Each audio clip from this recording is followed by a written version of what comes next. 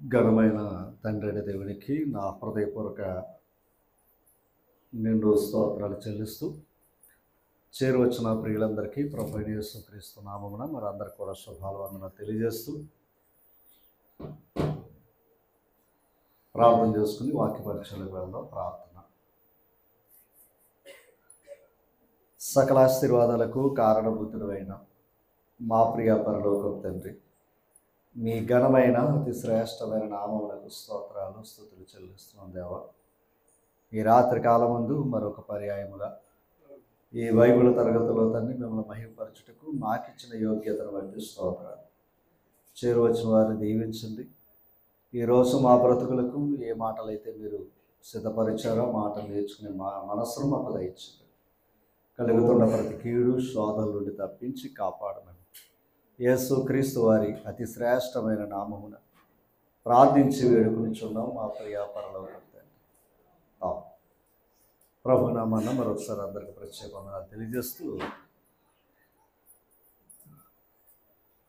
దేవుని యొక్క వర్తమానం వినడానికి మన మనసును సిద్ధపరచుకొని ఈరోజు శాపము అలాగే ఆశీర్వాదము గురించి మనం ఈరోజు పాఠాన్ని మనం నేర్చుకోబోతూ ఉన్నాం. దేవుని యొక్క మాటలు మన జీవితానికి చాలా మేలు చేసేవి. మరి దైవం ఆనాడు తన ప్రజలకు చెప్తున్న మాట ఏంటయ్యా అంటే, ఇదిగో మీ మధ్య నేను ఆశీర్వాదమును శాపమును మీ ముందు ఉంచి ఉన్నాను, మీరు దేన్నైతే అనుసరించి నడుస్తారో నడుచుకోమని దేవుడు సెలవిచ్చినట్లుగా మనకి ద్వితీయోపదేశకాండలో మాటలు మనకు కనపడుతూ ఉంటాయి.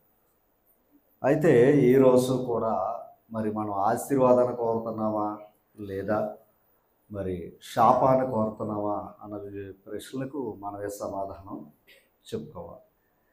ఎందుకే దేవుడి మాటలు శాపాలు ఎప్పుడు కలుగుతాయి అని ప్రశ్న వేసుకుంటే కొన్ని ప్రాముఖ్యమైన విషయాలు మనం చూద్దాం. ఇర్మియా గ్రంథం 11వ అధ్యాయం, ఇర్మియా గ్రంథం 11వ అధ్యాయంలో 3వ వచనాన్ని ఈ మాట చెప్తూ ఉంటాడు. అక్కడ ఇశ్రాయేలు దేవుడైన యెహోవా సెలవిచ్చినదేమనగా, ఈ నిబంధన వాక్యములు విన నొల్లని వాడు శాపగ్రస్తుడు అగును అన్నాడు. దేవుని మాటలు వినలేని వాడు ఏం కలుగుతుందని చెప్తున్నాడు ఆయన? శాపగ్రస్తుడు అన్నాడు. అంటే దేవుని మాట వినకపోవటమే శాపం. ఈరోజు మరి ఎంతవరకు మనం వింటున్నాం, ఎంతవరకు దాన్ని అనుసరిస్తున్నాం అన్నది ఒక ప్రశ్న. కనుక దేవుని మాటలు వినలేని వాడు శాపగ్రస్తుడు అన్నాడు. తర్వాత 17వ అధ్యాయంలో ఇర్మియా గ్రంథం 7వ వచనాన్ని మనం చదువుతాం, లేదా 5వ వచనాన్ని కూడా మనం చదువుతాం.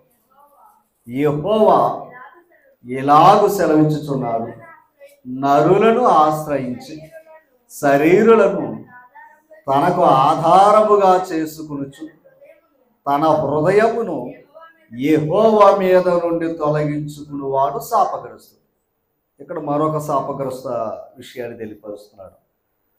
ఆయన మాట వినలేకపోతే శాపగ్రస్తుడు అన్నాడు. మొదటి ఇక్కడ విషయాన్ని చెప్తే, ఆయన మాట వినడం పక్కన పెడితే, నరులను ఆశ్రయించి తనకు ఆధారముగా మనుషులను మరి బలపరుచుకుని తన హృదయంలో దేవుణ్ణి తొలగించిన వాడు ఏమవుతాడంట? శాపగ్రస్తుడు. అంటే తన హృదయంలో దేవుణ్ణి తొలగించిన వాడు అంటే మాట వినవాడు శాపగ్రస్తుడైతే, మాట విన్నాడు, మాట విని తర్వాత మనుషులను ఆశ్రయించి తన హృదయంలో దేవుణ్ణి ఏం చేసుకున్నాడు? ఆయన తొలగించుకున్నాడు. ఇలా తొలగించుకున్నవాడు ఏమయ్యాడని చెప్తున్నాడు అక్కడ. అది మాట వినకపోవటం శాపగ్రస్తుడు అని చెప్పాడు. అలాగే మరి మాట వినిన తర్వాత మరలా మనం మనసును ఆశ్రయిస్తే, మరి హృదయంలోంచి దేవుని తొలగించుకుంటే మరి అక్కడ కూడా ఏముందని చెప్తున్నాడు ఆయన? అక్కడ కూడా శాపాన్ని తెచ్చిపెట్టుకున్నట్లుగా మనకి అక్కడ కనపడుతూ ఉంది. 119వ కీర్తనలో 119వ కీర్తన 21వ వచనాన్ని చూసినట్లయితే మరొక సందర్భం అక్కడ మనకు కనపడుతూ ఉంది. తీసారా? మరొక సందర్భాన్ని అక్కడ మనం చూద్దాం. చూడండి, అక్కడ అంటాడు, గర్విష్ఠులు నీవు, కీర్తన గ్రంథం 119 కీర్తన 21 వచనం, గర్విష్ఠులను నీవు గద్దించుచున్నావు అన్నాడు. గర్విష్ఠులను నీవేం చేస్తున్నావు? గద్దించుచున్నావు అన్నాడు. నీ ఆజ్ఞలు విడిచి తిరుగువారు, అదనమాట, నీ ఆజ్ఞలను విడిచిపెట్టి తిరుగువారు ఏమవుతున్నారట? శాపగ్రస్తులు అవుతున్నారు అన్నాడు. అంటే ఆజ్ఞలు ఏంటో తెలుసుండి తిరిగేవారు కూడా ఏమున్నాయని చెప్తాడు ఇక్కడ, శాపగ్రస్తులు అంటాడు. మరి అటువంటి ఆజ్ఞలు విడిచిపెట్టినా, ఆయన మాట వినకపోయినా, ఆయన మాటలు విని మరలా మనసును ఆశ్రయించిన నరుడు ఏం తెచ్చుకుంటున్నాడో? శాపాన్ని తెచ్చుకుంటున్నాడు. శాపాన్ని తెచ్చుకోవటం వల్ల తన దైవానికి దూరం అయ్యే పరిస్థితులు మనకు అక్కడ కనపడుతూ ఉన్నాయి. అట్లాగే మనం చూసినట్లయితే ఇర్మియా గ్రంథంలోనే 48వ అధ్యాయం 10వ వచనంలో మరొక మాట అక్కడ చెప్తాడు. అక్కడ ఇర్మియా గ్రంథం 48వ అధ్యాయము 10వ వచనాన్ని మనం చదువుతాం. చూడండి, ఇది చాలా ప్రాముఖ్యమైన విషయం. యెహోవా కార్యమును అశ్రద్ధగా చేయువాడు శాపగ్రస్తుడు. ఒక్కసారి ఆయన మాట వినకపోతే శాపగ్రస్తుడు అన్నాం. ఆయన మాట విని మరలా మనసులు ఆశ్రయించి హృదయంలో దేవుని తొలగించుకునేవాడు కూడా శాపగ్రస్తుడు అని చదువుకున్నాం. ఆయన ఆజ్ఞలను విడిచి తిరుగువాడు శాపగ్రస్తుడు అనుకున్నాం. మరొకటి ఏంటయ్యా అంటే ఆయన కార్యమును అశ్రద్ధగా చేయువాడు కూడా, అది ఇన్ని తెచ్చి పెట్టుకుంటున్నాం. అంటే దేవుని యొక్క సన్నిధిలో అశ్రద్ధ ఉండకూడదు, ఆయన కార్యాలు అశ్రద్ధ ఉండకూడదు. ఆయన ఆజ్ఞలు విడిచి తిరగటం అనేది కూడా దైవానికి ఇష్టమైనది కాదు. అందుకే చెప్పాడు, ఇదిగో దీవెన, ఇదిగో ఆశీర్వాదం, ఇదిగో శాపం అన్నాడు. మనం దేని వైపు తిరుగుతున్నాం అన్నదే మన మనస్సాక్షిని అడిగితే చెప్తాడు. మరి మనం శాపం వైపు తిరిగి మనకు మేలు కలగాలంటే ఎట్లా? మనం శాపం వైపు తిరిగి మాకు ఆశీర్వాదం కలగాలంటే ఎట్లా ఆలోచన చేయాలి. అదే అంటాడు, ఆయన కార్యమును అశ్రద్ధగా, అది అంటే కార్యం చేస్తున్నారు కానీ అశ్రద్ధగా చేసేవారు కూడా ఏమవుతారు? ఒక విషయాన్ని అడుగుతున్నారు. అందుకే సమయం విలువైనది. ఆయన కార్యం అంటే ఏంటి? అది అందుకే దేవుని కార్యాన్ని ఎప్పుడు కూడా ఎలా ఉండాలి అంటే శ్రద్ధ ఉండాలి, శ్రద్ధాభక్తులు కలిగి ఉండాలి. కనుక శ్రద్ధ లేకపోయామంటే మనం చేసిన భక్తి కూడా వ్యర్థం. అందుకే ఆయన కార్యాన్ని అశ్రద్ధగా చేసినా కూడా శాపాన్ని తెచ్చిపెట్టుకుంటున్నావు అన్నాడు ఆయన. మరి ఇన్ని విషయాలు దైవ గ్రంథం చాలా స్పష్టంగా దేవుడు మనతో ఈరోజు మాట్లాడుతూ ఉన్నాడు. మరి ఇలాంటి పరిస్థితులు మన జీవితాలని చాలా జాగ్రత్తగా మనం కాపాడుకోవాల్సిన పరిస్థితులు మన ముందు ఉన్నాయి. అట్లాగే మరికొన్ని విషయాలు కూడా మనం ఆలోచన చేస్తే, భక్తిహీనులు ఇంటి మీదకి ఏదో వస్తుంది అంటాడో? శాపం వచ్చును అన్నాడు.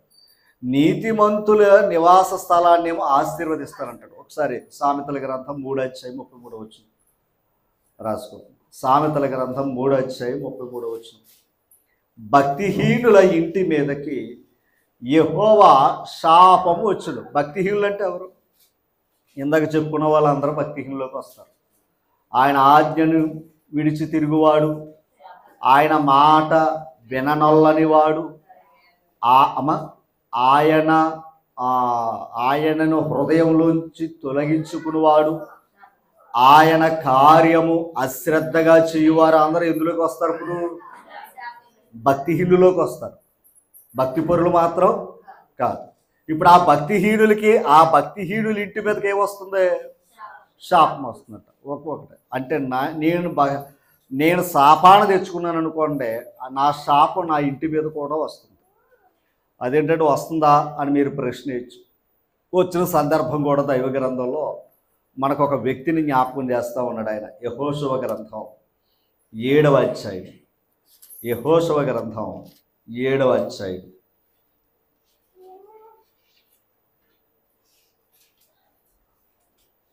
తీసారమ్మా? తీసారా? 7వ అధ్యాయం తీసారా? మొదట వచ్చి శపితమైన దాని విషయములో ఇశ్రాయేలు తిరుగుబాటు చేసిరి అంటే శపితమైన దాని విషయంలో ఇశ్రాయేలు వారు ఏం చేశారంట? తిరుగుబాటు. దాని అర్థం ఏంటంటే ఇది శపించబడినది, దాని జోలికి వెళ్ళొద్దు అని దేవుడు చెప్పాడట. దాన్ని ఆకాను ఏం చేశాడు? ఆశించి కొంత ఏం చేసుకున్నాడు? శపించిన దాన్ని దాచుకున్నాడట. ఏమా ఎవరైనా శాపాన్ని దాచుకుంటాడా? శాపాన్ని ఎవరైనా దాచుకుంటాడా? శాపాన్ని దూరం పెట్టుకోవాలి. కానీ శపించబడిన దాన్ని ఏం చేశాడు? ఆయన దాచుకున్నాడట. అలా దాచుకోవటం వల్ల ఒకసారి చూడండి, అక్కడ ఒక విషయాన్ని మనం చూద్దాం. ఏది? 21వ వచనం.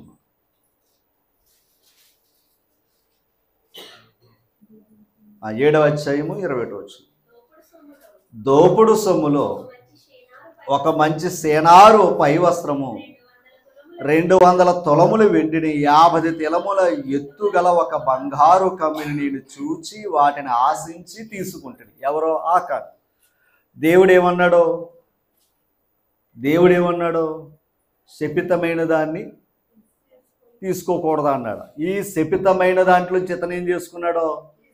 తీసుకుని దాచుకున్నాడట. ఈ దాచుకోవటం వల్ల ఆ శాపం ఒకసారి చూడండి, ఎక్కడ 24వ వచనం చదువు. తరువాత యెహోషువయు ఇశ్రాయేలీయులందరూ జెరాహు కుమారుడైన ఆకానును ఆ వెండిని పై వస్త్రమును ఆ బంగారు కమ్మిని ఆకాను కుమారులను కుమార్తెలను ఎద్దులను గాడిదలను మందలను డేరాను వాళ్ళకి కలిగిన సమస్తమును పట్టుకుని ఆకోరు లోయలోనికి తీసుకువచ్చారు. ఎందుకు వచ్చారు? రాళ్లతో కొట్టి శిక్షించారన్నమాట. ఏమా అంటే శపించిన వాడికి శిక్ష ఉంటుంది. శపితమైన దాన్ని ఆశించాడు ఈయన. అమ్మా మరి ఆశీర్వదించిన దేశం ఏది? కానాను దేశం. మరి ఆ దేశంలో ఇతను బాగానే దేవుడు ఇచ్చాడు కదా. మరి ఇచ్చినప్పుడు ఏమన్నాడు ఆయన? శపితమైన దాన్ని దేన్ని మీరు ఆశించొద్దు అన్నాడు. ఇతను ఏం చేసుకున్నాడో అది మన మనసు. ఇలా శపితమైన దాన్ని ఆశించి తీసుకోవటం వల్ల తన కుటుంబానికి ఏం తెచ్చుకున్నాడో? ఆ శాపం వల్ల వచ్చిన శిక్ష. అందుకే భక్తిహీనుల ఇంటి మీదకి ఏమొస్తుంది? అమ్మ శాపం వస్తుంది. అందుకు ఇప్పుడు ఆకాను భక్తిపరుడా భక్తిహీనుడా? ఒక మాట, ఆకాను దేవుని ఆజ్ఞను లోబడ్డా, తిరుగుబాటు చేస్తాడా? అందుకు శాపాన్ని తెచ్చుకున్నాడు. అతనితో పాటు తన కుటుంబానికి కూడా ఏం తెచ్చిపెట్టాడు? శాపాన్ని తెచ్చిపెట్టాడు. అందుకు తను నష్టపోయినట్టు సందర్భం మనకే కనబడుతుంది. అందుకే మనం ఎప్పుడు కూడా వాక్యాలు చదువుతున్నప్పుడు మన జీవితాలు, మన వ్యక్తిగతమైన విధి విధానాలు మన పరిశీలన చేసుకోవాల్సిన బాధ్యత మన మీద. ఓకేనండి. దేవుడు వద్దన్నది చేయకపోవటం, దేవుడు చేయమన్నది చేయటమే మనకు మేలు. ఇక్కడ అదే యెహోషువ గ్రంథం 6వ అధ్యాయం ఒకసారి చూద్దాం. 26వ వచనం దగ్గరికి వద్దాం. 26వ వచనం దగ్గరికి చాలా జాగ్రత్తగా మనసు పెట్టండి.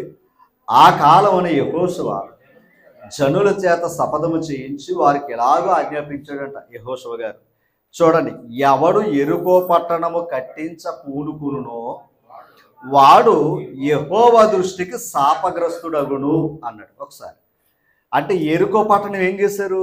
అంతకుముందు కూల్చబడ్డది. అవునా? అది ఎవరు కూల్చారు? దేవుడు కూల్చాడు. అంతే కదా. దేవుడు చెప్పినట్లుగా వారు 7 సార్లు దాని చుట్టూ ప్రదక్షిణ చేశారు. దేవుడు ఏం చేశాడు? కూల్చాడు కనుక వారు యోర్దానుకి అనగా కానాను దేశానికి లోపలికి వారు ప్రయాణం సాగించుకున్నారు. అంటే ఇది యెరికో పట్టణం అనేది శపించబడినది. ఈ శపించిన దాన్ని దేవుడు ఏం చేశాడు? కూల్చిన తర్వాత ఏమన్నాడంటే, మరలా మీలో ఎవడైనా తిరిగి దీన్ని కట్టాడా అంటే, దేవుడు శపించిన దాన్ని నువ్వు మరలా తిరిగి కట్టుకున్నావా, నష్టం మీకే అని చెప్పాడు ఆయన. అమ్మా ఓకేనా? అర్థమవుతుందా? ఆయన శపించిన దాన్ని మళ్ళా దాన్ని మనం ఆశించి కట్టుకున్నాం అనుకోండి, ఏమవుతుంది? మళ్ళా దాని ప్రతిఫలం మనమే పొందాలి. ఇప్పుడు ఆకాన్ని ఏమన్నాడు? శపితమైన దాన్ని ఆశించొద్దు అంటే ఆశించాడు, నష్టపోయాడు. అలాగే యెరికో పట్టణాన్ని కూడా మీరు కట్టొద్దని చెప్పాడు ఆయన. ఎందుకంటే శపించబడిన పట్టణం కనుక దాన్ని మళ్ళీ తిరిగి కట్టడానికి మీరు ప్రయత్నం చేయొద్దు అన్నాడు. అలా చేస్తే ఏమన్నాడు చూడండి, వాడు దాని పునాది వేయగా వాని జ్యేష్ఠ కుమారుడు చచ్చును, దాని తలుపులను నిలవనెత్తగా వాని కనిష్ట కుమారుడు చచ్చును. అంటే శాపం ఏంటో చెప్పాడు ఆయన. ఒకవేళ తిరిగి కడితే నష్టం ఇది అన్నాడు. దేవుడు ఎప్పుడు కూడా ముందు చెప్తాడు. శాపం వల్ల వచ్చు, పాపం వల్ల వచ్చు జీతము, ఇంతగా పాపం ఏంటంటే శాపమే. అలాగే ఆశీర్వాదం వల్ల వచ్చు జీతము జీవము, అంతేనా? కనుక ఆయన చెప్పాడు. అందుకే మంచి చెడ్డలు, అలాగే ఇదిగో ఆశీర్వాదం శాపం మీ ముందు ఉంచాడు, మరణము జీవము మీ ఎదుట ఉంచాడు, మీ ఇష్టం అన్నాడు ఆయన. అందుకని మనం నష్టంలో ఉండి లేదా శాపాలు తెచ్చుకుని దేవుని అడగడానికి మనకు హక్కు లేదు. అది మనం ఎలా ప్రవర్తిస్తున్నాం అన్న ప్రశ్న మనం వేసుకోవాలి. అమ్మా ఇక్కడ ఏమన్నాడు? యెరికో పట్టణాన్ని చేస్తే నష్టం ఇది అని చెప్పాడా లేదా? ముందు దేవుడు చెప్పాడా లేదా? చెప్పాడు. కానీ 500 సంవత్సరాల తర్వాత రాజుల మొదటి గ్రంథం 16వ అధ్యాయం,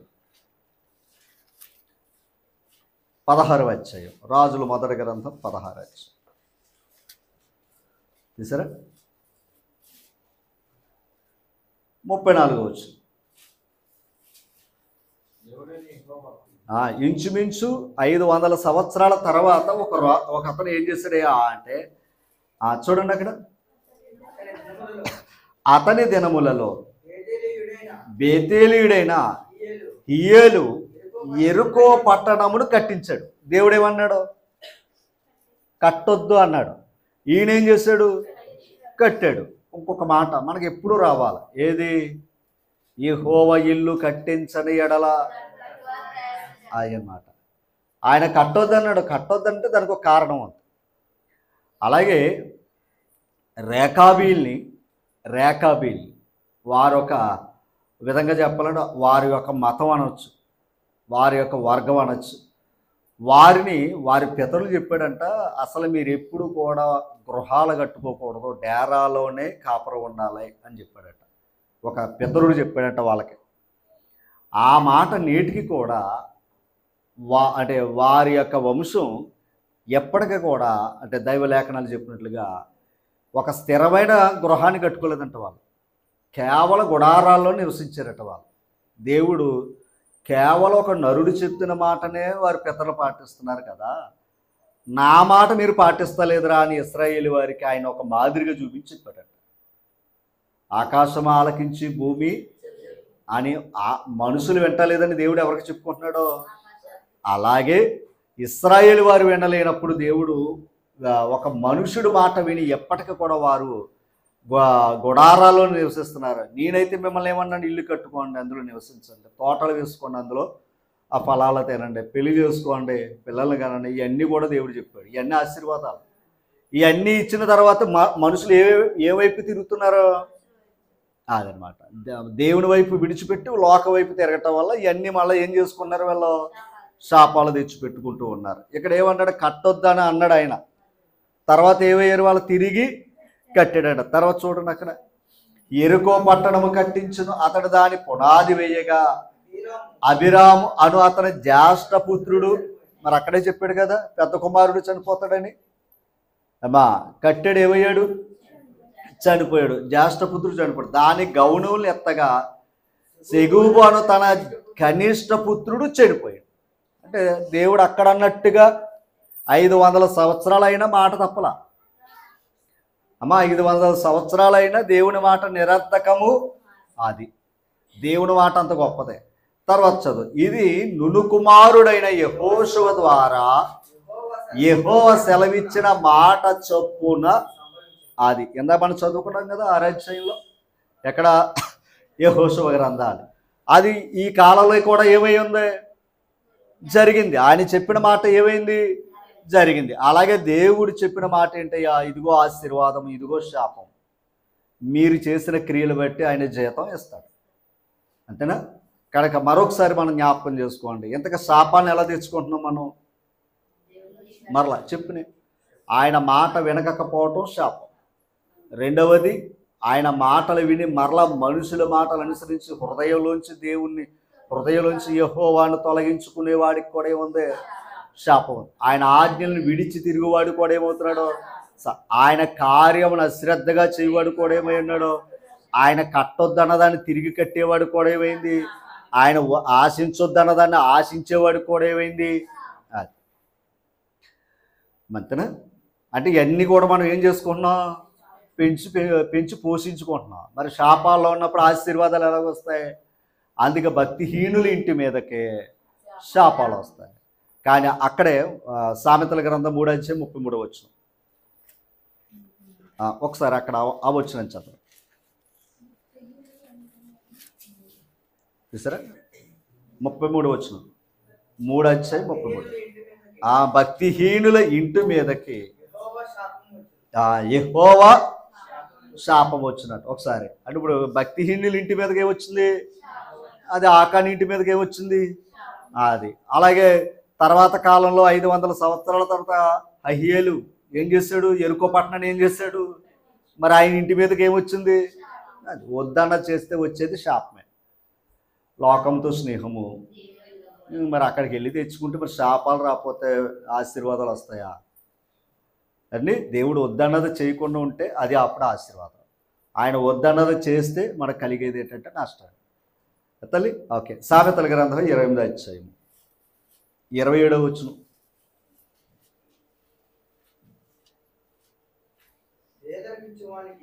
చూడండి, పేదలకు ఇచ్చువానికి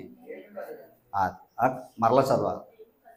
అది జనాలందరూ అలాగే అనుకుంటున్నారు, ఏది పేదలకు ఇస్తే మనకి ఏమొచ్చేద్దని. కానీ దేవుడు ఏమన్నాడంటే లేమి కలుగదు, లోటు ఉండదు అని చెప్పాడు అనమాట. తల్లి తర్వాత మాట చదవండి. చూడండి, ఈ మాట చూడాలి, కన్నులు మూసుకుని వానికి.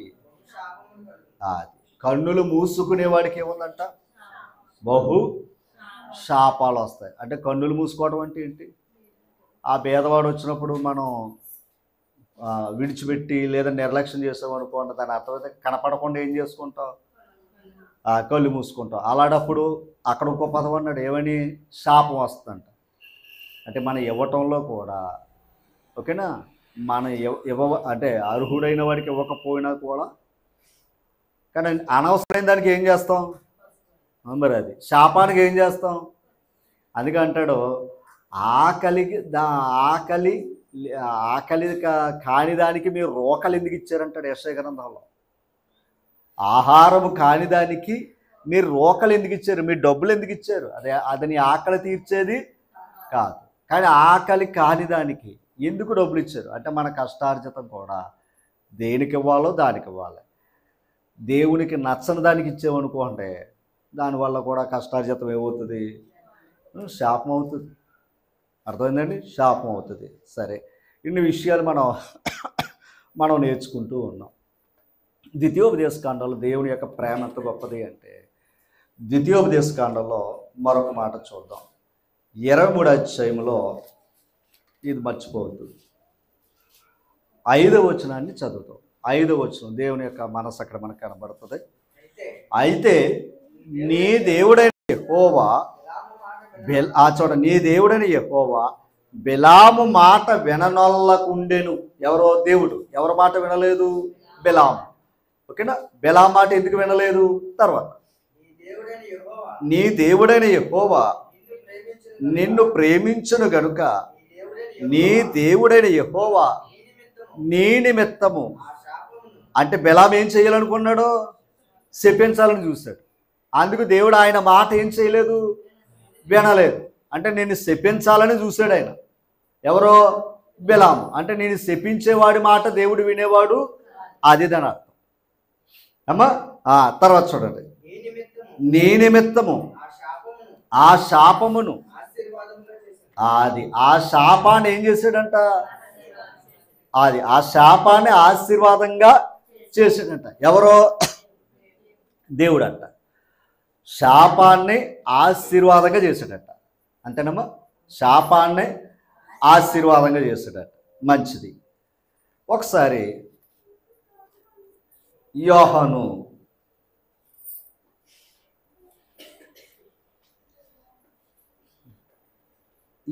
సువార్త 18వ అధ్యాయం. యోహాను సువార్త 18వ అధ్యాయం 31వ వచనం. మనసు పెట్టండి. పిలాతు మీరు అతనిని తీసుకుని పోయి మీ ధర్మశాస్త్రము చొప్పున, ఒకసారి మీ ధర్మశాస్త్రం ప్రకారంగా ఏం చేయొచ్చు, ఎందుకంటే చట్టం మీ చేతిలో ఉంది, మీ వాడే కాబట్టి ఎవరు యేసు ప్రభు, మీరు తీసుకుపోయి ధర్మశాస్త్ర ప్రకారంగా అతనికి తీర్పు తీర్చండి అని అవకాశాన్ని ఇచ్చాడట. ఎవరో పిలాతు. ఓకేనా, జాగ్రత్తగా వినాలి. ఇంతకీ వీళ్ళు తెచ్చిన ఫిర్యాదు ఏంటయ్యా అంటే ధర్మశాస్త్ర ప్రకారంగా నడుస్తా లేదు ఎవరో యేసు ప్రభు. ఎందుకంటే శనివారం ఆచరించమన్నది ధర్మశాస్త్రం. ఈయన శనివారం కూడా ఏం చేస్తున్నాడు, ఈయన స్వస్థపరుస్తున్నాడు, బాగుపరుస్తున్నాడు అని పట్టుకున్నారు. ధర్మశాస్త్రాన్ని వ్యతిరేకంగా వీడి కార్యాలు చేస్తున్నాడని ఓకే తెచ్చారు. ఇప్పుడు ఏమన్నాడంటే మీ చట్టం ఉంది కదా, ధర్మశాస్త్రం ఉంది కదా, దాని ప్రకారం తీర్పు తీర్చుకొని తీసుకుపోయి అన్నాడు పిలాతు. అమ్మా యోహాను సువార్త 7 అధ్యాయం 47 వచ్చింది. అందుకు పరిసయ్యులు మీరు కూడా ఎవరినే బండ్రోతులు, యేసుప్రభు తీసుకుని రమ్మని బండ్రోతులు పంపారట పరిసయ్యులు. వాళ్ళ మాటలు విని ఆయన మాట్లాడినట్టు ఎవడో ఎప్పుడు మాట్లాడలేదయ్యా అని చెప్పారట. అప్పుడు పరిసయ్యులు అంటున్నారట మీరు కూడా ఏమైపోయారు, మోసపోయారా అని పరిసయ్యులు వారిని అంటున్నారట. తర్వాత మాట, అధికారులలో కానీ పరిసయ్యులలో కానీ ఎవడైనను, పరిసయ్యులు అంటున్నారన్నమాట, అధికారుల్లో కానీ పరిసయ్యులు కానీ ఎవడైనా ఆయన ఎందుకు విశ్వాసం ఉంచారా, మీరెందుకు ఉంచారు అంటున్నారు పంపిన పరిసయ్యులు. అమ్మా ఓకేనా. తర్వాత అయితే చాలా జాగ్రత్తగా అన్నారు, ధర్మశాస్త్రము ఎరగని ఈ జనసమూహము, ఓకేనా, ఈ జనసమూహం ఏమైపోయిందంట, శాపగ్రస్తమైనది. ధర్మశాస్త్రం తెలియని వారు ఏమైపోయారంట, శాపగ్రస్తులు. జాగ్రత్తగా వినాలి. ఇప్పుడు యేసు ప్రభు కూడా దేన్ని పాటిస్తలేదని వాళ్ళ ఉద్దేశం. అలాగే ప్రజలు కూడా యేసు ప్రభుని విశ్వసించటం వల్ల వీళ్ళ కూడా పరిశుల దృష్టి ఎలా కనబడుతున్నారు, శాపగ్రస్తులుగా కనబడుతున్నారు. ఓకేనా, పరిశుల దృష్టిలో వీళ్ళందరూ కూడా శాపగ్రస్తులు అనుకుంటున్నారు. అయితే యోహాను సువార్త 18 అధ్యాయం 31 ఇంత చదివాం కదా, 32 వచ్చిన చదువుతాం. యూదులు ఎవనికి మరణ శిక్ష విధించుటకు మాకు అధికారములు లేదని అతడితో ఇప్పుడు చెప్పాలి. అంటే ఒకరిని మరణ శిక్ష వేయటం మాకు అధికారం లేదంటున్నారు. అది నిజమా అబద్ధమా? అది నిజమా అబద్ధమా? వాళ్ళు చెప్పిన మాట అబద్ధం. ఎందుకంటే పాపం చేసిన స్త్రీని తీసుకొచ్చి రాళ్ళు ఎందుకు పట్టుకున్నారు వాళ్ళు, చంపడానికి. అంటే అధికారం ఉందా లేదా? అధికారం ఉంది కనుక పిలాతు ఏమన్నాడో మీ చట్ట ప్రకారంగా శిక్షించుకోండి అన్నాడు ఆయన. అంటే వాళ్ళకి అధికారం ఉంది, కానీ వాళ్ళ అధికారంలో యేసు ప్రభుని చంపకూడదు. వాళ్ళ ఉద్దేశం అది. ఎవరి అధికారంలో చంపాలి ప్రభుని? రోమా ప్రభుత్వ అధికారంలో చెప్పాలి. ఎందుకంటే వాళ్ళు సుప్రీం. అంటే ఈ విధంగా చెప్పాలంటే ప్రపంచాన్ని ఏలుతున్న రాజులాలు. అందుకని మన శిక్షిస్తే మన వరకే, మనోడు మనం శిక్షించామని ఏలనుకుంటున్నారు. కానీ యేసు ప్రభుని ఎవరు శిక్షించాలి? ఇప్పుడు చిన్న మన మాట వినలేదు కదా అని మన ఇంట్లో పెట్టి మన బిడ్డను మన వాడిని కొట్టి తిట్టి మందలించి శిక్షించామనుకోండి, మన వరకే పరిధి అవుతుంది. ఇప్పుడు ఈ వ్యక్తిని తిహార్ జైల్లో ఇస్తామనుకోండి, అప్పుడు అందరికి తెలుస్తుంది తెల్దా. ఇప్పుడు ఏళ్ళ ఉద్దేశం ఏంటంటే మన చట్ట ప్రకారం వద్దురా బాబు, రోమా అధికార ప్రకారంగా పిలాతు ప్రకారంగా వీడిని శిక్షించాలన్నంత కంకణం కట్టుకున్నారు. ఎందుకంటే వీడు శాపగ్రస్తుడు. ఎవరో అది వాళ్ళందరి దృష్టిలో శాపగ్రస్తుడు. రెండవది ఆయన నమ్మిన వారు కూడా ఎవరో అది అన్నమాట. ఓకేనా. అయితే తర్వాత మాట, ఎవనికి మరణశిక్ష విధించుటకు మాకు అధికారము లేదని అతనితో చెప్పి, అందువలన ఈ మాట వినాలి, యేసు తాను ఎట్టి మరణము పొందబోవునో దానిని సూచించి చెప్పిన మాట వీళ్ళ అనకుండా ముందే చెప్పాడు ఆయన. ఏమని? నన్ను సిలివేస్తారు, 3వ దినం మళ్ళీ తిరిగి, అది ఆల్రెడీ ముందు చెప్పాడు ఈయన. ఓకేనా? పిలాతు ముందు చెప్పలేదు ఈయన. ఆల్రెడీ ముందు నుంచి ఆయన తన ఎలాంటి మరణం పొందాలన్న విషయాన్ని తను చెప్పుకుంటూనే వచ్చాడు. అంటే ఇప్పుడు ఆయన చెప్పిన మాట ఏమైంది? నెరవేర్చాలి. ఇప్పుడు యూదులు శిక్షిస్తే అది నెరవేరు. ఎవరు శిక్షించాలి అమ్మా? ఎవరు శిక్షించాలి? రోమ ప్రభుత్వం శిక్షించాలి. ఒకసారి గలతీ పత్రిక 3వ అధ్యాయం 10వ వచనం. 3వ అధ్యాయం 10వ వచనం. ధర్మశాస్త్రం విధించిన క్రియలకు సంబంధులందరూ విధించిన క్రియలకు సంబంధులందరూ శాపమునకు లోనై ఉన్నారు. ఓకేనా? ధర్మశాస్త్రాన్ని ఎవరైతే పాటించలేదో వారందరూ ఏమై ఉన్నారు? శాపానికి లోనై ఉన్నారు. తర్వాత ఎందుకనగా ధర్మశాస్త్ర గ్రంథమందు వ్రాయబడిన విధులన్నీ చేయుటయందు నిలకడగా ఉండని ప్రతివాడు ఆయనమాట. ఓకేనా? అలా ఉండని వాడు ఏమవుతాడని చెప్పాడు గ్రంథం? శాపగ్రస్తుడు అన్నాడు. ఒకటి. తర్వాత అని వ్రాయబడి ఉన్నది.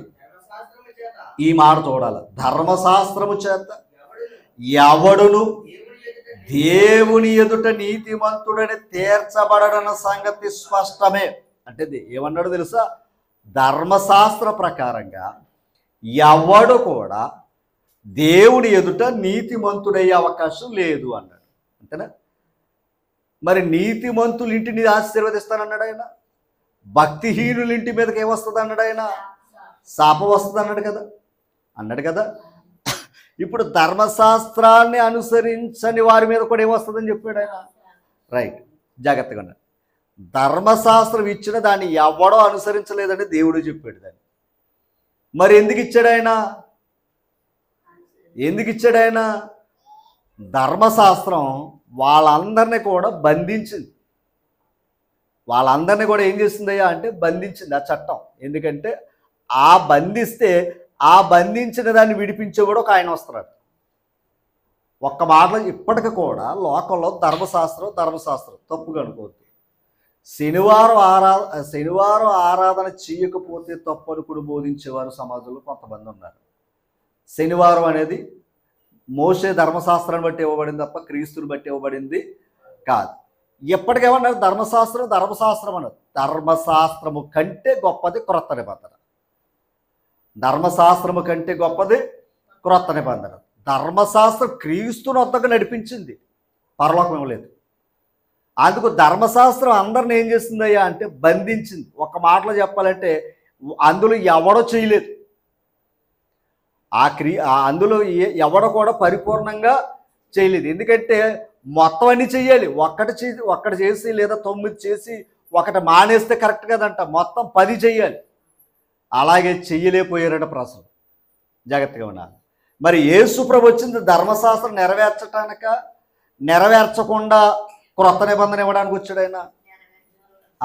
ఆయన వచ్చి ధర్మశాస్త్రాన్ని నెరవేర్చి కొట్టేశాడు, నెరవేర్చి తీస్తాడు. ఎందుకంటే ఆ ధర్మశాస్త్రం చెయ్యలేని వారు చాలామంది ఉన్నారు. వాళ్ళందరూ ఎక్కడున్నారు? ఇప్పుడు శాపగ్రస్తులై ఉన్నారు.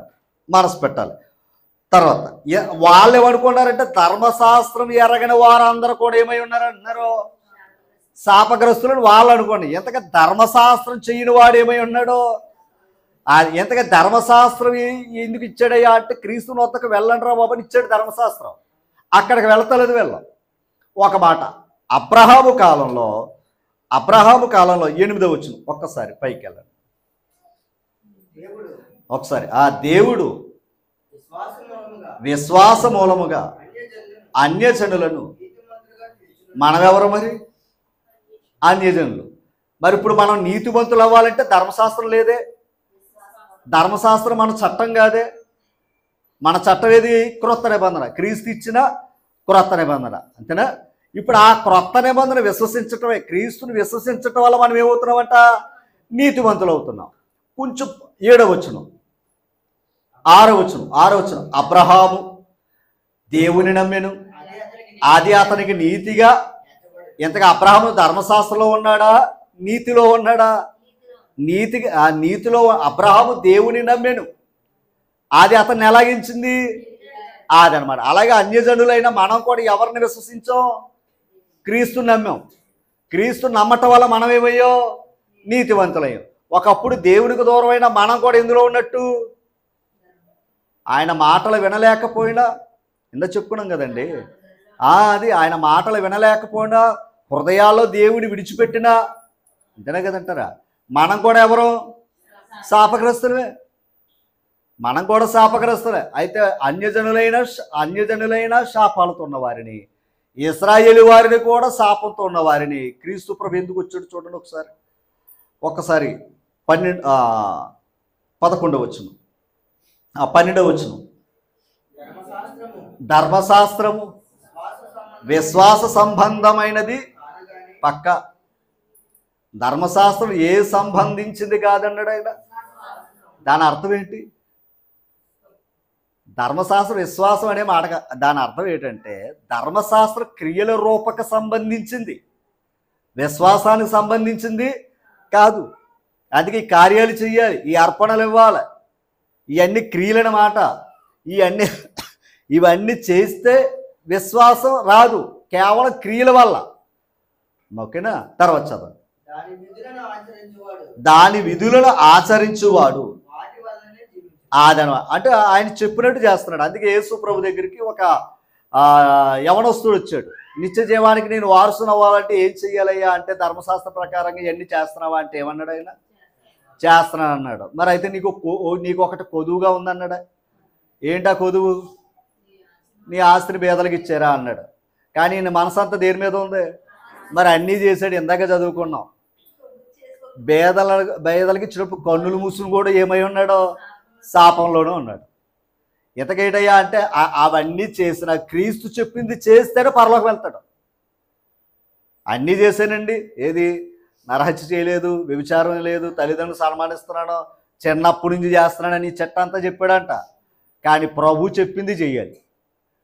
ధర్మశాస్త్రం చెప్పితే పరలోకం వెళ్ళవు, ధర్మశాస్త్ర ప్రకారంగా ఆ క్రియలు బట్టి జీవిస్తున్నావు. అంటే విధంగా చెప్పాలంటే చట్టం అది. కానీ పరలోకానికి చేరే శక్తి దానికి లేదు కనుక పరలోకంలో ఉన్న శక్తిమంతుడు ఈ లోకానికి వచ్చాడు. ఓకేనా? తర్వాత మాట, ధర్మశాస్త్ర విశ్వాస సంబంధమైనది కాదు కానీ దాని విధులను ఆచరించువాడు వాటి వలనే జీవిస్తున్నాడు. తర్వాత అండర్లైన్ చేయండి. ఆత్మను గూర్చి అంటే పరిశుద్ధాత్ముడు గూర్చిన వాగ్దానము. విశ్వాసము వలన, ఇంకా లోపలికి వెళితే జ్ఞానం ఇది, కానీ కొంచెం మేము చెప్పాలన్నా మీరు అర్థం చేసుకోవడం కష్టం అవుతుంది. ఇది జ్ఞానం. ఆత్మ వలన వాగ్దానం ఏంటి?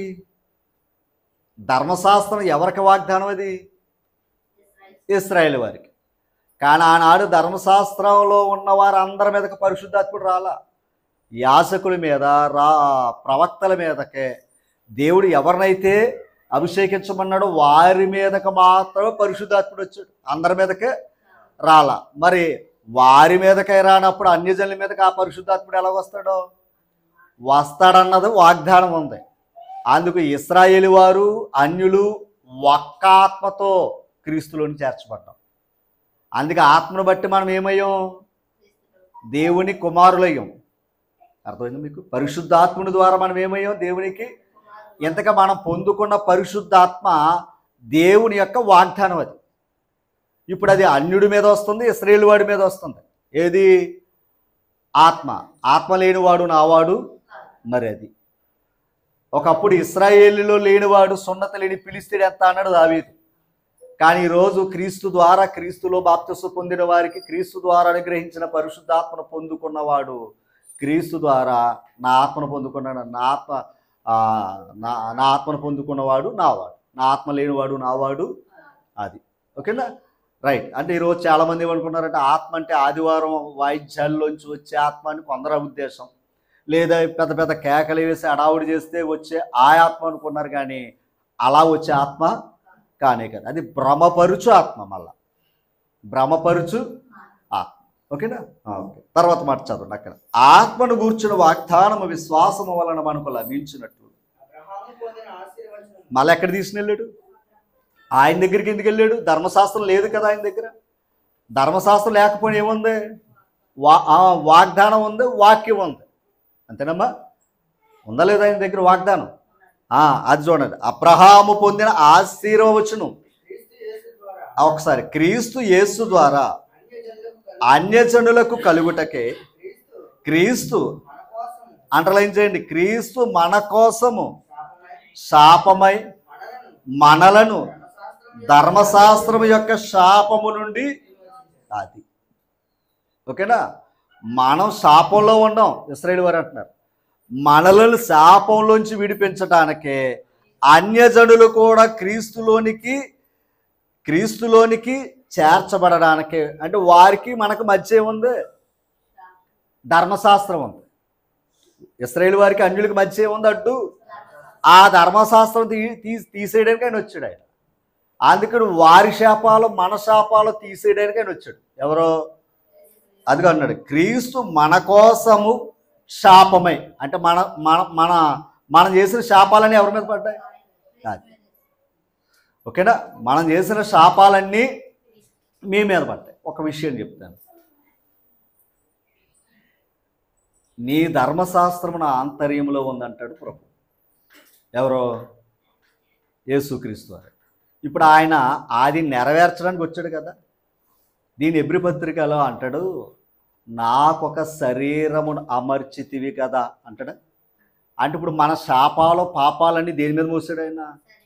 సరే, ఇప్పుడు ఇశ్రాయేలు వారి యొక్క శాపాలనా, అన్యజనుల శాపాలు కాదా? అదనమాట, అందరి శాపాలు పాపాలు. అందుకే లోక పాపమును మోసుకుని పోవు దేవుని. అంటే ఇప్పుడు మన అందరి శాపాలను ఏం చేశాడు ఆయన? తీసేసాడు. శాపాలు తీసి ఏమిచ్చాడు? చూడండి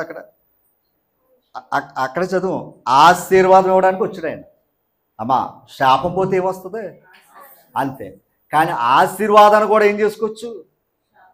అది ఇందాక చదువుకుని, ఇశ్రాయేలు వారిని ఆశీర్వదించబడిన వారే కనుక వాళ్ళు ఏమైపోయారు? శాపగ్రస్తులైపోయారు. ఇంతకీ ఆ తర్వాత ఇందును గూర్చి మ్రాను మీద వ్రేలాడిన ప్రతివాడును శాపగ్రస్తుడని వ్రాయబడి ఉంది. ఇశ్రాయేలు యొక్క చట్టం ఇది. మ్రాను మీద వ్రేలాడబడిన వాడందరూ కూడా ఏమై ఉన్నారట? శాపగ్రస్తుడై ఉన్నాడట. ఇప్పుడు యేసు ప్రభుని శిలువ మీద వ్రేలాడి చేశారు కదా, అదనమాట. వీళ్ళందరి దృష్టిలో ఆయన ఏమై ఉన్నాడు? అది ఆయన శాపగ్రస్తుడు అని చేయటానికి సిలువెక్కించారు. ఓకేనా? కానీ లోకం అది అర్థం చేసుకుంటలే. కానీ నీ శాపాలన్నీ ఆయన సిలువెక్కించుకున్నాడు. నీ శాపాలు, నీ పాపాలన్నీ ఆయన భుజం మీద వేసుకుని ఎక్కడున్నాడు? నీకు ఆశీర్వాదం ఇవ్వడానికేమో నీ శాపాల పాపాలు వేసుకుంటే ఇశ్రాయేలు వారు ఏమనుకున్నారంటే ఆయన మ్రాను మీద ఏం చెయ్యాలి? వ్రేలాడ, రాళ్లతో కొట్టకూడదు, గుర్తుపెట్టుకోండి. అలా వ్రేలాడ తీయాలి అని వాళ్ళ ఉద్దేశం. అలాగా, ఎందుకంటే ఆయన శాపగ్రస్తుడని లోకానికి చూపించాలని సిలువేయించమన్నారు. ఎవరో? ద్వితీయోపదేశకాండం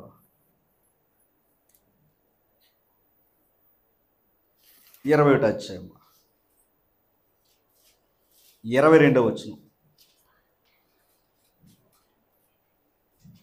విశ్రమ, మరణ శిక్షకు తగిన పాపం ఒకడు చేయుగా అతని చంపి మ్రాను మీద వ్రేలాడి తీసిన ఎడల అతని శవము రాత్రి వేళ ఆ మ్రాను మీద నిలవకూడదు. అంటే రాత్రి కాలంలో ఏమవకూడదు?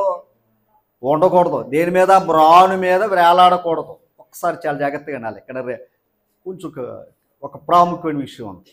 యేసు ప్రభుతో ఇద్దరు దొంగలకు కూడా ఏం వేశారు? వాళ్ళకు కూడా సిలువేశారు. మరి వారి దేహాలను ఎందుకు సమాధి చేయలేదు? యేసు ప్రభు యొక్క దేహాన్ని ఎందుకు సమాధి చేయడం జరిగింది? ఓకేనా? ఇప్పుడు యేసు ప్రభు సమాధి చేయబడ్డాడా లేదా? మరి అలాగే ఇద్దరు దొంగలు కూడా ఏం చెయ్యాలి వాళ్ళు? మరి వాళ్ళిద్దరిని ఎందుకు ఉంచేశారు? ఓకేనా అమ్మా?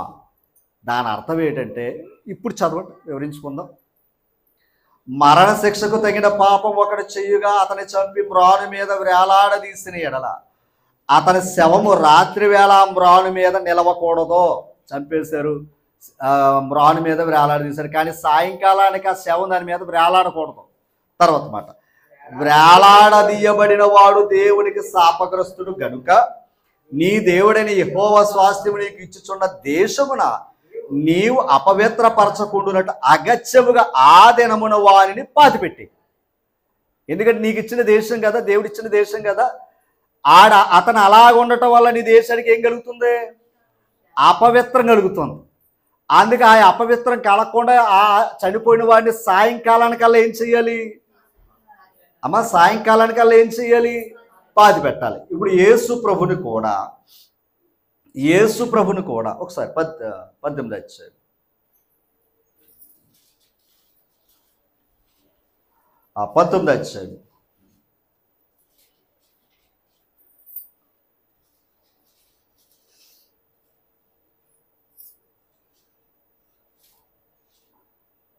తీసారా?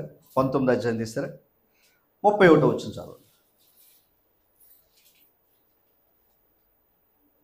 త్వరగా. 31 నాన్న, 19 అధ్యాయం యోహాను సువార్త 31. ఆ దినము సిద్ధపరుచు దినము, మరుసటి విశ్రాంతి దినము మహాదినము గనక ఆ దేహములు విశ్రాంతి దినమున శిలువ మీద ఉండకుండానట్లు వారి కాలు విరగగొట్టించి వారిని తీసివేయించమని యూదులు పిలాతుని అడిగారు. అమ్మా, కాబట్టి సైనికులు వచ్చి ఆయనతో కూడా సిలువ వేయబడిన మొదటి వాని కాలును రెండవ వాని కాలును ఏం చేశారట? విరగగొట్టారు. తర్వాత వారు యేసునొద్దకు వచ్చి అంతకుముందే ఆయన మృతి పొందియుండుట చూచి ఆయన కాలు, అంతకుముందే అంటే వీళ్ళిద్దరికంటే ముందు యేసు ప్రభు ఏమైపోయాడు? చనిపోయాడంట. కాలు విరగొడితే ఏమవుతారని? త్వరగా చనిపోతారండి అమ్మా, త్వరగా చనిపోతారండి. అలా చేయాలని వచ్చిన వాళ్ళు యేసు ప్రభు ఏమై ఉన్నాడు? అక్కడ చనిపోయి ఉన్నాడు. ఇప్పుడు ఇది మరలా ఏం చేశారయ్యా అంటే వెంటనే తీసేయమని చెప్పారు కదా ఎవరో యూదులు వచ్చి. మరుసటి విశ్రాంతి దినం వస్తుంది కనుక విశ్రాంతి దినానికి ఏమి ఉండకూడదు? శవాలు ఏమో ఉండకూడదు. బహుశా ఇద్దరు శిలువ మీద ఉన్న దొంగలు కూడా అడిగారు మేము, ఎందుకంటే వారిని బట్టి వారికి ఏం కలిగింది. కానీ వారిని సమాధి చేశారు లేదన్నది మనకు గ్రంథంలో అయితే వివరణ లేదు. ఎవరిదే? శిలువ మీద ఉన్న ఇద్దరు దొంగలది. కానీ వారి దేహాలు కూడా తీసేయమన్నారట. ఎవరిని అడిగి? పిలాతుని అడిగి. కానీ ప్రభు యొక్క దేహాన్ని ఏం చేశారు? సమాధి చేసి భద్రం చేసిన సందర్భం మనకు తెలుసు. ఈ విషయాన్ని నేను ఎందుకు క్లుప్తంగా చెప్తున్నానంటే, వారికి యూదులకు ఉన్న భయం ఏంటయ్యా అంటే మ్రాను మీద ఉన్నవాడు శాపగ్రస్తుడు. ఆ శాపగ్రస్తుడైన వాడు అలా రాత్రి ఉండడానికి వీలు లేదు కనుక అతను తీసే సాయంకాలానికి ఏం చేసేయాలి? అలాగే ప్రభుకి అదే జరిగింది. జరిగిందా లేదా? చెప్పాలి, జరిగిందా లేదా? అది మరలా ఎవరు కోరితే జరిగింది? యూదులు పిలాతుని అడిగారు. సిలువేసింది ఆయనే కదా, మరి అలా ఉంచచ్చు కదా. వాళ్ళ ప్రకారం అయితే అలా ఉంచేస్తారు, ఎందుకంటే పక్షులు గద్దలు వచ్చి తింటాయి ఆ శిలువ మీద ఉన్న జీవితాలు అయ్యి. ఓకేనా? కానీ వీళ్ళ భయం ఏంటంటే అలా వేలాడిన వాడు ఉన్నాడు అనుకోండి, దేశానికి అపవిత్రత. ఎంత చదువుకున్నాం కదా ద్వితీయోపదేశకాండం. అందుకని అలా అపవిత్ర దేశానికి కలగకుండా వారి దేహాన్ని విడిపించని పిలాతుని వారు కోరటం జరిగింది. ఓకేనా? అయితే ఇక్కడ ఒక విషయాన్ని మనం ఆలోచన చేయవలసింది ఏంటంటే, ప్రభు ఎట్టి మరణం పొందుతాడన్న సంగతి ముందుగానే తెలుసు. కానీ ఆయన అలా చనిపోతే ప్రజలు కొందరు ఏమనుకున్నారంటే ఈ శాపగ్రస్తుడికి తగిన శిక్ష పడిందని కొందరు సంతోషించేవారు ఉన్నారు. కానీ కొందరైతే మీరు సిలువేసిన యేసుని దేవుడు ప్రభువుగా క్రీస్తుగా అన్నప్పుడు ఏం చేశారు? బాధపడ్డారు. ఆశీర్వాదం చేయడానికి వచ్చిన వాడిని మేము శపించామా, శాపగ్రస్తుడు చేసావా అని వాళ్ళు ఏం చేశారు? బాధపడ్డారు. బాధపడి ఏం చేశారు? బాప్తిసం పొందారు. 3000 మంది ఏమయ్యారు? ఇప్పుడు అలా బాప్తిసం పొందిన వారు ఏమయ్యారంటే ఆశీర్వదింపబడిన వారు. ఓకేనా? అంటే యేసు ప్రభు లోకానికి వచ్చి ఏం చేశాడు? శాపాన్ని తీసివేసి శాపాన్ని ఆశీర్వాదంగా చేయడానికి యేసు ప్రభు లోకానికి వచ్చాడా లేదా? చెప్పండి. ఇప్పుడు చదువుకున్నాం. బెలాం ఏం చేయాలని చూస్తాడు? ఇశ్రాయేలు వారిని శపిందామనండి. శాపాన్ని కూడా దేవుడు ఏం చేశాడు? అది. కానీ ఈ రోజు నాడు లోకాన్ని కూడా పాపం శాపంలో ఉన్న మనుషులని క్రీస్తు ప్రభు యొక్క ఓకేనా కృప ద్వారా శాపంలో ఉన్న వారిని ఆశీర్వదించడానికి ఆయన ఈ లోకానికి వచ్చాడు. కానీ మరి మనం ఏం చేస్తున్నాం? మనం ఎవరు పొందుకున్నప్పుడు చెప్పాలి. ఆశీర్వాదానికి వారసులో కాదా? ఇంకా వివరంలోకి వెళితే ఆశీర్వాదానికి వారసులో కాదా? వారసులే. ఇప్పుడు ఏం చేయాలి? మన ఆశీర్వాదం మరొకరికి ఆశీర్వాదంగా ఇవ్వాలి. మరొక ఆశీర్వాదం ఏంటో చెప్పండి.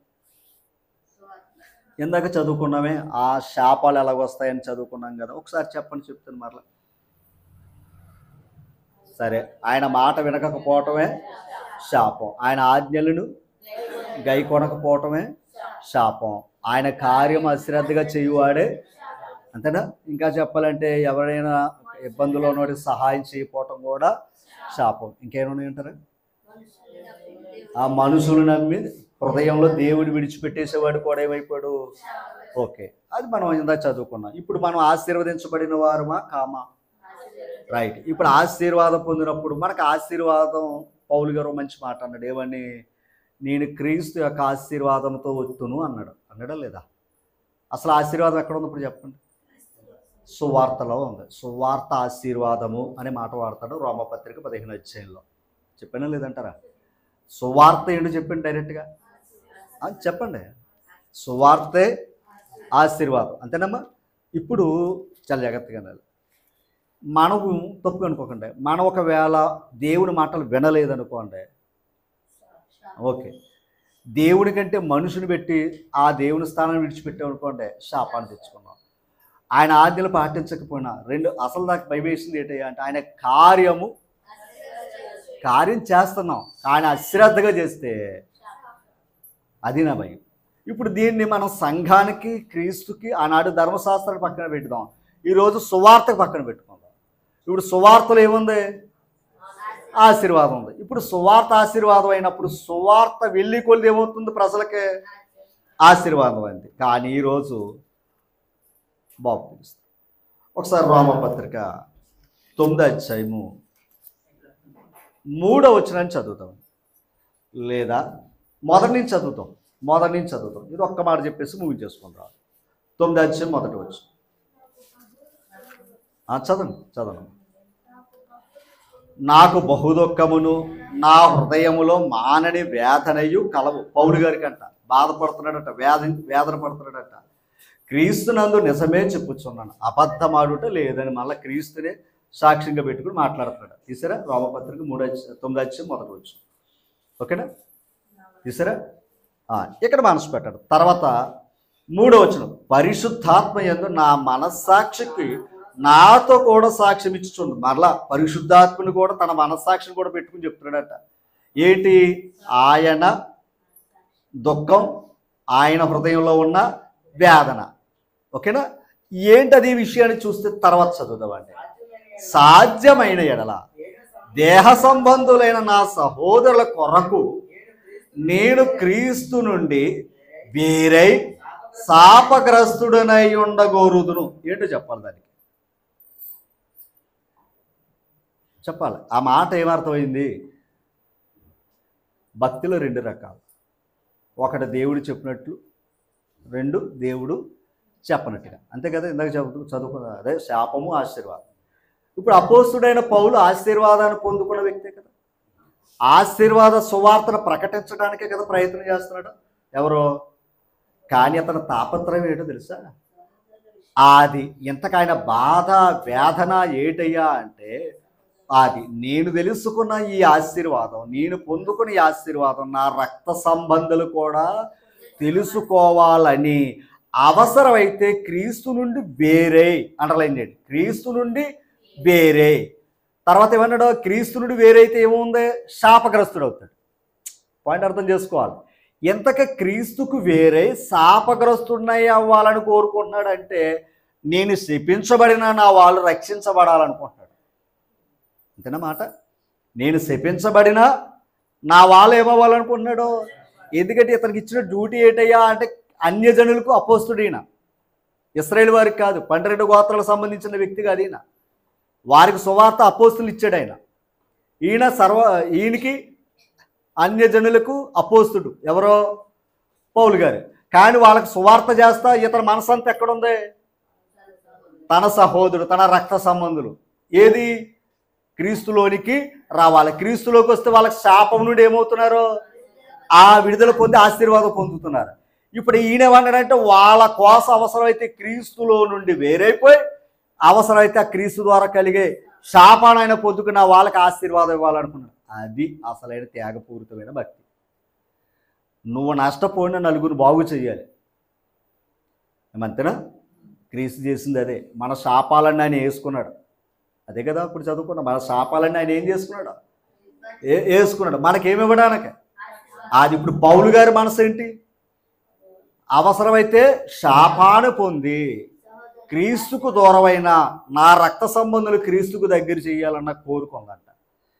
ఇప్పుడు చెప్పండి ఎంతమందికి ఉందా కోరిక? కానీ విచిత్రం ఏంటయ్యా అంటే రక్త సంబంధులని ఆశీర్వాదానికి పాత్రలు చేసి మన శాపానైనా తెచ్చుకోవడానికి ఇష్టపడుతున్న పౌలు మన పరిస్థితుల గురించి ఆలోచిస్తే ఎంత ఆశీర్వాదం మనం పొందుకున్నా, ఎంత పరలోక సంబంధమైన ప్రతి ఆశీర్వాదాన్ని మనం పొందుకున్నా వాక్యం వినటంలో శాపగ్రస్తులో, ఆయన ఆజ్ఞలు అనుసరించటంలో శాపగ్రస్తులో, ఆయన కార్యం చెయ్యటంలో అశ్రద్ధగా చేయటంలో శాపగ్రస్తులో, ఆయన కంటే మనుషుడికి హృదయాల్లో చోటు ఇవ్వటంలో శాపగ్రస్తులు. ఇన్ని శాపాలు తెచ్చుకుంటున్నాం మనం. ఇన్ని తెచ్చుకుని క్రీస్తుకి ఏమైపోయాం? వేరేయో శాపగ్రస్తులయ్యాం. మనం నష్టపోయాం, మన ఇంటి వారిని కూడా ఏం చేస్తాం? ఆ కానువారిలాగా నష్టపరచాం. అంత గొప్పోలు మనం. కానీ అపోస్తుడైన పౌలుకి ఏమన్నాడు ఆయన? నేను నష్టపోయిన నా రక్త సంబంధులను ఆశీర్వాదానికి వారసులు చేయాలన్నాడు. ఆయన భక్తి ఎక్కడ, మనది ఎక్కడ? చెప్పండి. ఈరోజు దేవుని దగ్గర ఒక్కటి ఆయన మాట వినటం ఆశీర్వాదం అండి. ఎందుకు వస్తున్నాం? దేవుడి కార్యాలు ఎక్కడికి వెళ్తున్నా? ఎందుకు వెళ్తున్నావు అంటే నీకు ఆశీర్వాదం కావాల్సా? ఆయన మాటలు వినాలి. ఆయనకి ఆశీర్వాదం వద్దంటే ఇంట్లో కూర్చుంటావే కదంటారా? ఇప్పుడు అప్పుడు ఏం తెచ్చుకుంటాం మనం? శాపం నేను పిలవదు, అది వచ్చేస్తుంది కదంటారా? ఇంకొక మాట తెలుసా? దేవుని సన్నిధిలో అశ్రద్ధగా చేస్తేనే శాపం. చేసేది దేవుని కార్యమే, కానీ అశ్రద్ధగా చేసినా కూడా ఏముంది? అది అంటే ఇప్పుడు శాపం నేను తరుగుతుంది, కానీ ఆశీర్వాదానికి నువ్వు పరిగెట్టాలి. అంతేనా? కనుక ఆశీర్వాదం కావాలంటే పరిగెట్టాలి. మనం పరిగెట్టాలి ఆశీర్వాదానికి. రెండవది మన వారిని కూడా ఏం చేయాలి? పరిగెట్టడానికి. అవునంటారు కదంటారా? కనీసం మన ఇంటి వారిని కూడా ప్రభు దగ్గర నిలబెట్టలేకపోతున్నావు అంటే ఆలోచన చేయాలి. విచిత్రం ఏంటంటే అవసరమైతే మా ఇంటి కొరకు నేను ఏదో చేస్తున్నానని దేవునికి దూరం అయిపోతున్నారు. మరి వాళ్ళు ఏం తెచ్చుకుంటున్నారు? వాళ్ళ శాపం తెచ్చారు, ఇంటి వారికి శాపాన్ని మూట కట్టారు. అవునా కదంటారా? అంతేనా కదంటారా? అందుకు దేవునికి దగ్గర ఉండాలి, దేవుడి మాటలు వినాలి, దేవుని విశ్వాసంలో మనం బలపరచాలి. అందుకే విశ్వాసం ద్వారా దేవుని పిల్లలమే తప్ప, ఓకేనా? అంతేగాని మనం ఏదో పోగొట్టుకున్నాం అనుకోండి, దానివల్ల కలిగేది నష్టం. అందుకే ఆకాను గుర్తుపెట్టుకున్న భయం, తన వల్ల తన కుటుంబాన్ని నష్టపోయింది. అలాగే దేవుడు శపించిన దాన్ని కట్టొద్దురా అన్నాడు ఆయన, కడితే కలిగే నష్టాలు ఇరా అన్నాడు ఆయన. అన్నాడా లేదా? ఆ మహానుభావుడు ఏం చేశాడు? మరలా తిరిగి కట్టడానికే ప్రయత్నం చేశాడు. నష్టపోయాడా లేదా? అది అందుకే శాపం వల్ల వచ్చి జీతం నీ ఎందుకు? ఓకేనండి. ఇంకొక మాట, దేవుని విడిచిపెట్టాము, ఆయన మాటలు వినలేదా? శాపాన్ని మూటలు మూటలుగా మోసుకుంటున్నాం. రేపొద్దున దాన్ని నష్టం. ఎందుకంటే పరలోకంలో శాపగ్రస్తమైనది ఏది ఉండదంటాడు. పరలోకంలో ఏది ఉండదో తెలుసా? శాపగ్రస్తమైనది ఏది ఉండదంట పరలోకంలో. అంటే శాపం అంతా ఎక్కడ ఉంటుంది? పాతాళంలో ఉంటుంది. ఇప్పుడు నువ్వు పరలోకం వెళ్ళాలంటే ఆశీర్వాదంతో వెళ్ళాలి. ఆనాడు లాభాన్ని అన్నమాట అదే. ఎవరినే? అబ్రహాం యొక్క దాసుని. యెహోవా చేత ఆశీర్వదింపబడిన వాడ లోపలికి రా.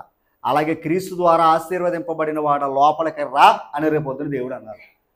మరి మనం ఆశీర్వాదం పోగొట్టుకుని దేవుడు వద్దన్నయన్నీ చేసి శాపాల మూట కట్టుకుని మనం మన కుటుంబాలు పాతాళానికి వెళ్ళి తర్వాత బతికొండగా మళ్ళీ మా అన్నగారులు ఉన్నారు, వాళ్ళకి వాక్యం చెప్పని అక్కడ ధనవంతుడు దరిద్రుడు బతిమాలుకున్నట్టుగా బతిమాలుకున్న పనులేవి జరగవు. అందుకే దీపం ఉండగా ఇల్లు, అందుకే దేవుని వాక్యం ఉండగా దేవుని మాటే ఆశీర్వాదం.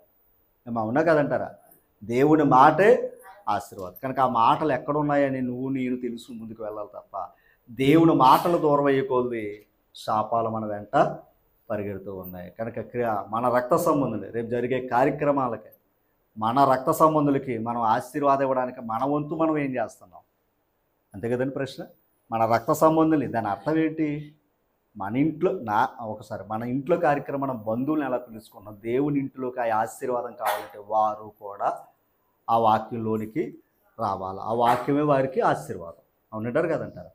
కనుక ఒకవేళ వాక్యం దగ్గర ఎవరైనా దూరం అయ్యామనుకోండి, ఇందా చెప్పుకున్న విషయాలే. కనుక ఆ వాక్యం ఎక్కడున్నా ప్రయాసపడాలి. ఆ ఆశీర్వాదం కోసమే అంత ప్రయాస. అమ్మా మరి ప్రార్థన చేసుకుని ఈ కార్యక్రమం ఉంచుకుందాం. మరొకసారి ఓపికతో ఉన్న మిమ్మల్ని అందరినీ దేవుడు దీవించును గాక. మరి శాపముల నుండి ఆశీర్వాదానికి పాత్రగా చేసిన క్రీస్తు ప్రభు పేరట మరొకసారి మీ అందరికీ ప్రత్యేకంగా థ్యాంక్ యూ.